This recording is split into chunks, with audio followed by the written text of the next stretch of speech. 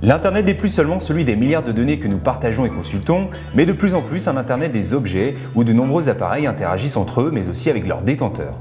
Thermostat, voitures, bracelets, lunettes, pas un jour ne passe sans qu'un objet du quotidien soit connecté. Cette transformation est au cœur des discussions des consommateurs, mais peine encore à convaincre. C'est ce que nous explique Jean-Laurent Bouvray de l'Institut Harris Interactive. C'est un marché innovant, donc toute innovation fait peur, on va dire, mais c'est vrai que par rapport aux objets connectés, il y a vraiment du mal, en fait le grand public a vraiment du mal, on va dire, à y trouver des bénéfices, à les associer spontanément. Donc du coup, il va vraiment y avoir un rôle important des fabricants et des sociétés de services pour éduquer ce marché. Ça ne fait plus de doute, la démocratisation des objets connectés dans nos vies n'est plus qu'une question de mois. Reste à savoir quel type de produit, pour quel type d'usage. Il est difficile aujourd'hui de parler d'un marché des objets connectés. Il y a autant de marchés qu'il y a de secteurs, même si les secteurs demain, en fait, les frontières entre ces différents secteurs, justement, vont se dissoudre en réalité, parce qu'on le voit hein, dans les différents objets aujourd'hui qui sont proposés, les fabricants sont un peu touche à tout, hein, la santé ou les wearables, typiquement les accessoires personnels, les bracelets connectés, entre un bracelet, un tensiomètre, etc. On est à la frontière entre différents univers.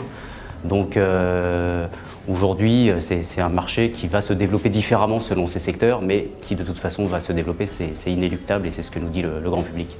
C'est le moment ou jamais pour les marques d'initier le changement et de disrupter les marchés. Vous doutez encore? Alors Olivier Mével, fondateur d'Enero, a quelques arguments qui devraient vous convaincre.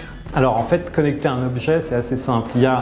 D'abord, ça ne coûte pas très cher, ça coûte quelques dollars maintenant. Et pourquoi le connecter? D'abord pour les datas, ensuite pour une relation directe avec les consommateurs et enfin des nouveaux business models récurrents, par abonnement, hardware gratuit, etc. Les consommateurs sont de plus en plus lucides quant à la révolution technologique qui se profile. Ce qu'ils attendent des marques, c'est évidemment de l'innovation utile, mais aussi un marketing qui revient à ses fondamentaux en créant de la valeur à travers de nouveaux usages pertinents.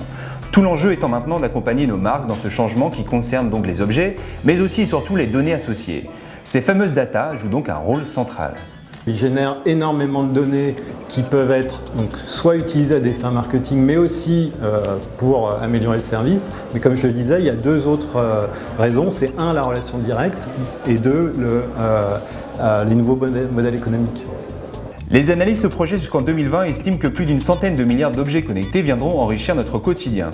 Nous entrerions donc dans une nouvelle ère, celle du tout connecté. La connexion va être par défaut, c'est-à-dire que tout va être connecté, la brosse à dents, parce que ça coûtera 5 centimes, donc la brosse à dents va être connectée, la chaise, tout va être connecté.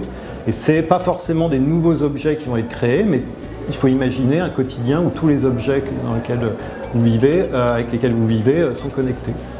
Il est évident que c'est un marché qui va se développer.